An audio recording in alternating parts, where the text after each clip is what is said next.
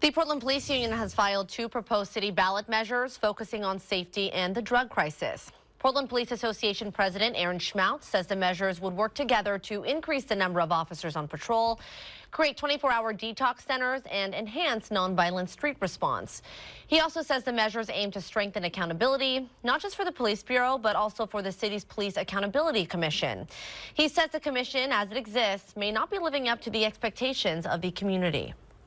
All of these things that have happened in the last couple years, they weren't instructive so much as they were permissive. And in particular with the Police Accountability Commission, the four corners of what that plan would be weren't laid out in the ballot measure. And now that people see what the product is, there's concern. And we want to make sure, both with budgeting, that their tax dollars are being spent well, but also that the Accountability Commission is what they intended.